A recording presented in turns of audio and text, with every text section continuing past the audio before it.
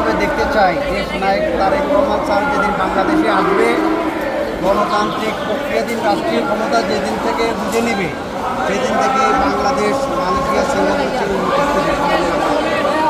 কারণ স্বৈরাচার শেখ হাসিনার সরকার বাংলাদেশ থেকে হাজার হাজার কোটি কোটি বিলিয়ন টাকা এবং এই অবৈধ কাজের সহ বাংলাদেশ থেকে পাচার করে নিয়ে গেছে। পদ্মা সেতুর নামে একটি সেতু দিয়ে বাংলাদেশের মানুষের মাথায় ঋণের বোঝা বাড়িয়ে দিয়েছে। তাই আমরা চাই অবিলম্বে দেশ নায়ক জনাব তারেক রহমান স্যার সহ সকল নেতৃবৃন্দদের মামলা প্রত্যাহার করে নিতে হবে। অবিলম্বে এই মুহূর্তে এই দুর্যোগ এই ক্লান্তি লগ্নে দেশ নায়ক জনাব তারেক রহমান স্যারকে বাংলাদেশে প্রবেশ করে এই তারেক রহমান স্যার ছাড়াই ব্যতীত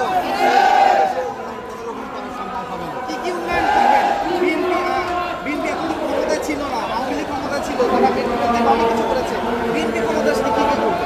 আওয়ামী লীগ ক্ষমতা তো এসেছে 10 টাকা কেজি চাউল খাওয়াবে বলে, ঘরে ঘরে চাকরি দিবে বলে, কিন্তু ঘরে ঘরে চাকরি দেয় নাই, ঘরে ঘরে সন্ত্রাস করেছে, সন্ত্রাস তৈরি করেছে এবং মামলা প্রতিটা ঘরে ঘরে মামলা মানুষদেরকে দিয়েছে আর বিধবা মা বোনদেরকে বিধবা বানিয়েছে। আওয়ামী লীগ সরকারের এ হচ্ছে আওয়ামী লীগের চরিত্র। আর বাংলাদেশ জাতীয়তাবাদী দল বিএনপি দেশ নায়ক জনাব তারেক রহমান যে নির্দেশনা দিয়েছে আপনারা সাংবাদিক মিডিয়া সকলে দেখেছেন।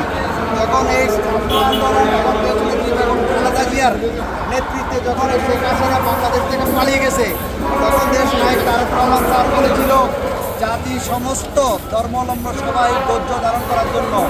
ওই দিন আমরা শুধু তারেক রহমানের নির্দেশনা ক্রমে আমরা ধৈর্য ধরেছি। যদি ওই জায়গায় যদি শেখ হাসিনার ছেলে হতো তাহলে বলতো বাংলাদেশের প্রতিটি ঘরে ঘরে গিয়ে আগুন লাগিয়ে দাও।